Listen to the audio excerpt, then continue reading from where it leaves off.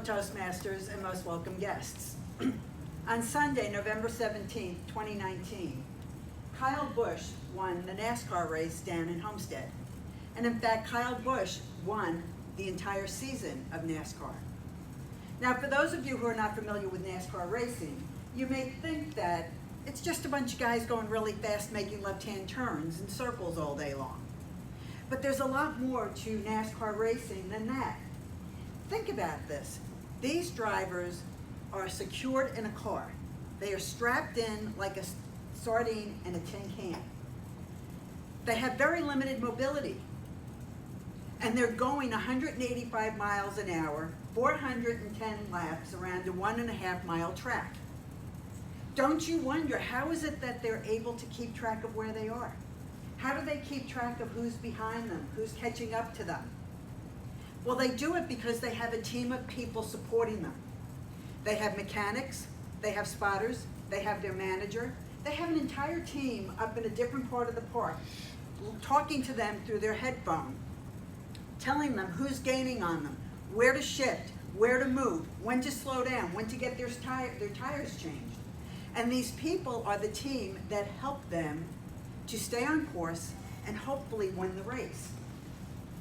Now, wouldn't it be great if in our life, to accept those challenges that Diana just spoke about, we had this team of people who are our spotters, our mechanics, our managers, and kept us on track?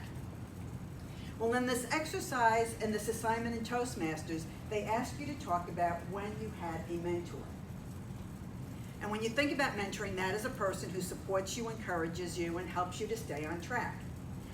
Personally, I like to call this team my personal board of directors.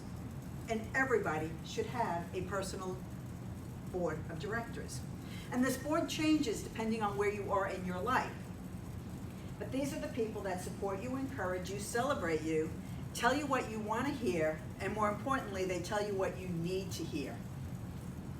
And as I thought about this concept, I thought I'd share a few examples of where I have had these people that were on my board of directors during my career and my life and how they helped me. First one that came to my mind was, of course, my mother.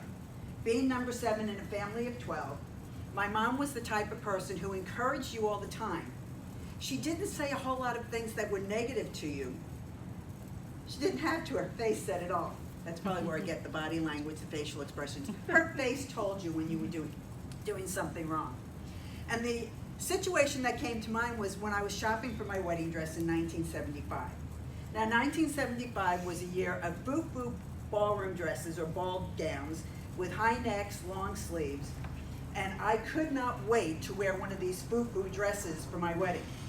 And I dragged my mother through 3 bridal stores, and I tried on dress after dress, and I was primping and prawning, and my mother just sat there.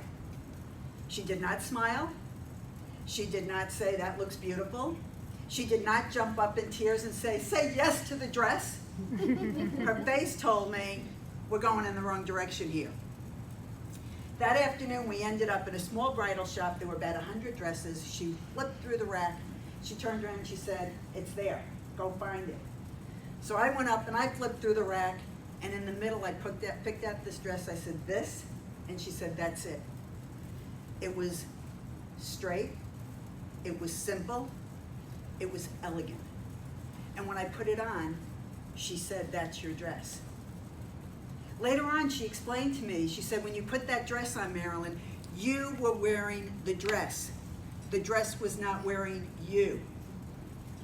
And when you present yourself, you want people to see you first, not what you're wearing." Think the Global Awards the other night, Jennifer Lopez. If you saw it, that dress wore her all the way through the evening. And people remember what you wear, so make sure you dress so that the clothes support you, they don't take away. I miss her wisdom and I miss her encouragement every single day. When I started my career at American Express, I had the opportunity to work for a woman called Robin. Robin was great. She had this innate ability to identify the strengths that you had and then put you into roles that leverage those strengths. What I did not know is that over the course of my career, behind the scenes, she was navigating my career path. And in the early 1990s, she called me and she said, "MB, I need you to come to Human Resources. And I laughed at her. I said, me, Human Resources? I'm the last person you want there. She said, no, actually, she said, you know more than you think you know, and what you don't know, I'm going to teach you. I said, okay, I'll take a chance. She called me over. We practiced interviewing. I got the job. She negotiated a 20% increase in my salary. Imagine that. And it was the 8 years of my career that stretched me the most, that I learned the most, that I developed the most, and it was because she saw something in me that I was not aware of. She was fabulous on my board of directors. I worked for her 50% of my career, so 12 out of 25 years. The next person that came to mind was my best friend, Janie. Now, don't we all need a best friend, Janie? Janie's the person that helped me raise my kids. We went through the trials and tribulations of puberty and getting married and getting divorced, and we laughed together, we cried together, we camped together. Janie's the person who always has my back. And let me tell you, when I screw up, Janie is the first person to tell me I screwed up and tells me what I don't want to hear all the time. She will forever be on my board of directors, even though she now lives 2.5 hours away. We text or call every week. And then finally, when joining Toastmasters, I had the privilege of having a wonderful gentleman by the name of Gordon Smith be my mentor.